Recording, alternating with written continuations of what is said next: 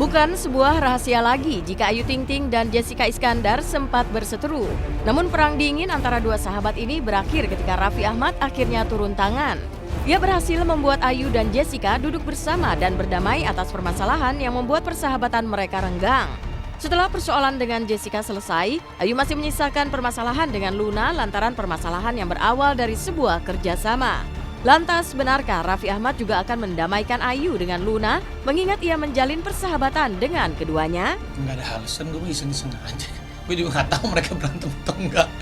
Emang gue duta perdamaian, enggak. Gue juga nggak tahu kalau Ayu Ting Ting sama Luna ada masalah, Ayu Ting Ting sama siapa? Jessica nggak tahu juga, nggak pernah ngurusin. Enggak, gue masih komunikasi kalau Luna. Santai aja, gosip aja pada heboh.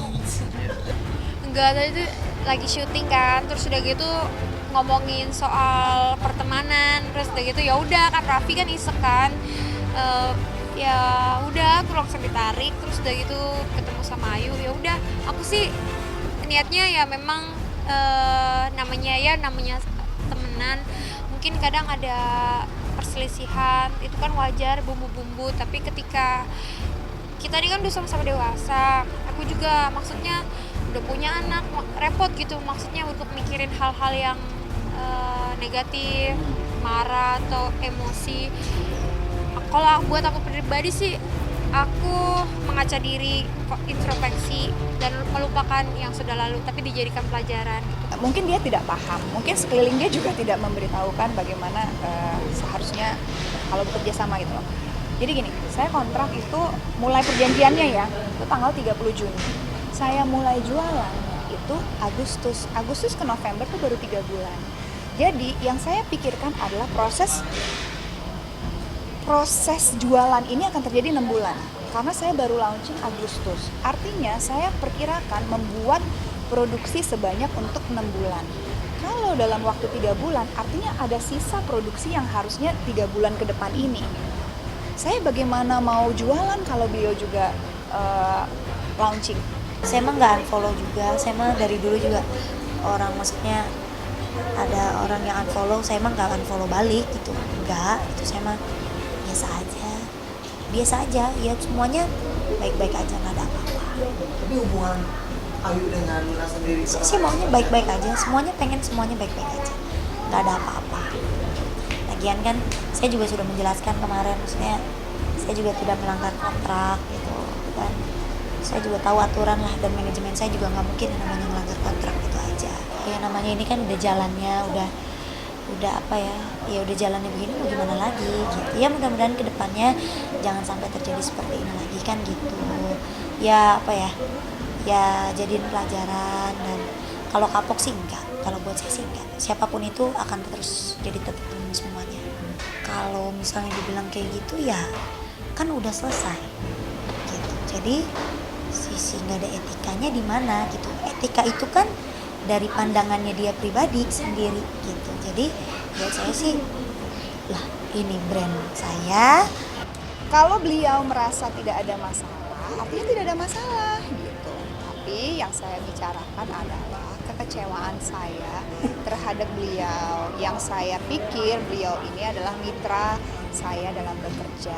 Kalau mitra, kalau dia bilang, saya baru dengar tadi, nyampe di sini saya baru mendengar yang bersangkutan beliau ini preskon bahwa bilang modal sendiri.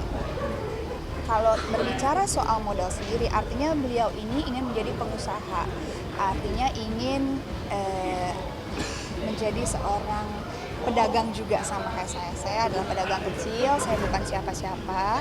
Kalau beliau mengerti, artinya beliau paham betul bahwa yang namanya berdagang itu ada etika dalam bekerja. Ngerti nggak? Gitu. Jadi kalau ada etika, harusnya bisa datang sebelum saya tahu dari orang lain. Karena ya namanya kalau orang pacaran aja mau putus ketemu dulu kok gitu. Orang mau pisah dalam rumah tangga aja ada prosesnya kok gitu. Jadi aku pikir semua ada prosesnya. Jadi saya cuma kecewa kok saya nggak tahu apa-apa, taunya dari orang lain. Party girls, don't get hurt, can't feel Terlepas dari aksinya mendamaikan dua sahabatnya yang berseteru, Raffi justru kembali terkena kabar miring lantaran membatalkan umroh bersama sang istri Nagita Slavina akhir tahun ini. Entah apa yang menjadi alasan pembatalan keberangkatan Raffi ke Tanah Suci. Namun ibunda Raffi membantah adanya persoalan antara putranya dengan Gigi.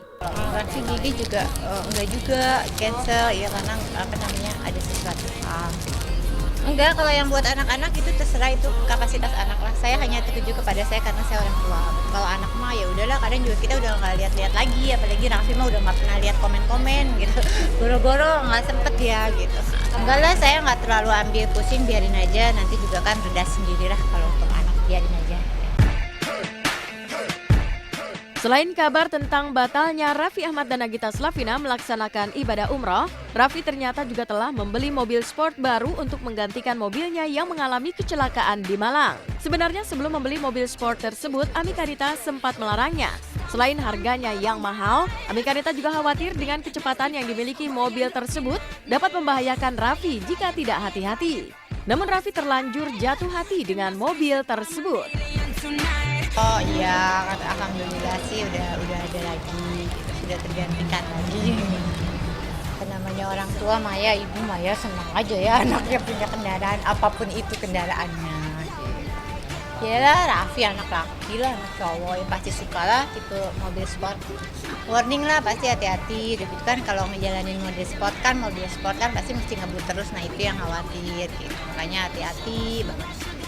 Oh udah, itu udah dari dulu udah selalu di warning gitu. Intinya sih kalau saya ngapain lah beli mobil-mobil sport gitu kan, sayang gitu kan. Kadang tapi ya namanya anak ya, hobi, dia kerja keras, dia punya kepuasan sendiri kan, itu juga saya sebagai ibu yang nggak bisa berbuat apa juga gitu kalau memang dia udah pengen gitu.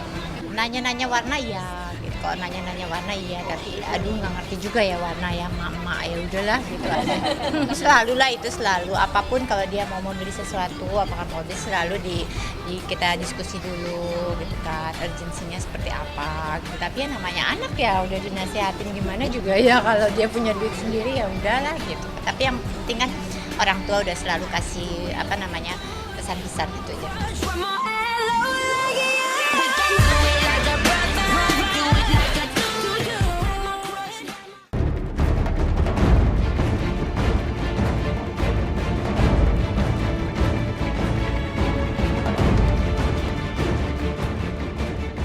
Berbeda kabar tentang mobil sport yang baru dibeli oleh Raffi Ahmad, maka lain hanya dengan Anggita Sari yang ditangkap pada 24 November 2016 lalu karena kepemilikan psikotropika. Lantaran ketergantungan terhadap obat-obatan terlarang tersebut, keluarga mengajukan permohonan agar Anggita direhabilitasi.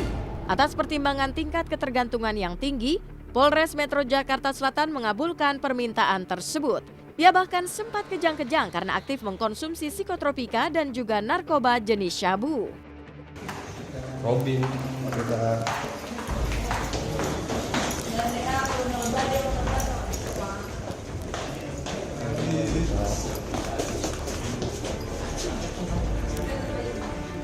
bagi ya tapi Anggita Sari saat ini proses untuk direhabilitasi sebagaimana yang diajukan oleh lawyernya sudah penunjukan lawyer dari keluarga atas nama Pak Heru Susanto CS. Mereka menyampaikan untuk dilakukan asesmen dan sudah ada hasil asesmennya sesuai dengan ketergantungan tersangka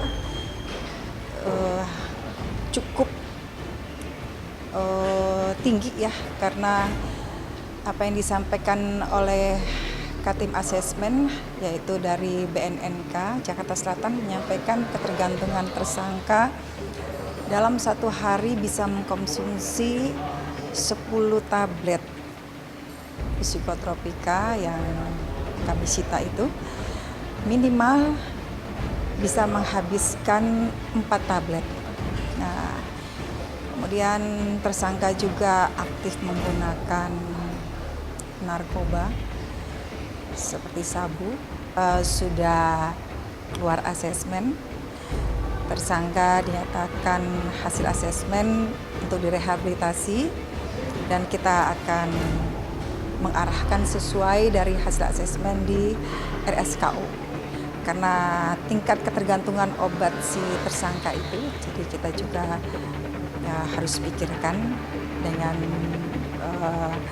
basicnya dia pernah kejang-kejang, ya.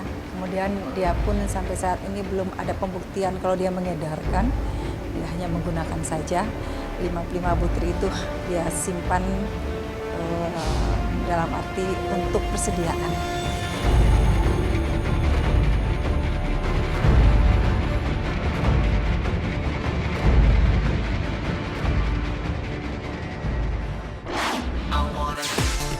Hai, selamat pagi pemirsa.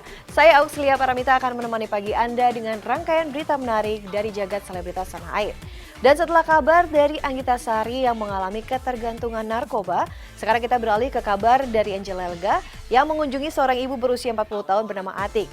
Namun dari fisiknya Atik terlihat seperti seorang bocah berusia 10 tahun. Lalu seperti apa saat Angel Elga mengajak Atik bernyanyi dan berjoget, serta mengajarkan Atik cara menggunakan kursi roda? Dan sementara itu di lain kisah, Narji justru tengah menikmati pertandingan sepak bola antar kampung. Seperti apa keseruannya? Pemirsa simak liputannya setelah yang satu ini, tetap di Sada Berita Pagi. Tadi Atin ini dapat kursi roda dari warga dari kelurahan sini. Senang ya, katanya mau didorongin sama Kak Angel sini ya. Sekalian kanterin Kak Angel pulang ya. Atin yang semangat ya, yang pintar ya. Yang sehat ya, makanya yang banyak Atin ya.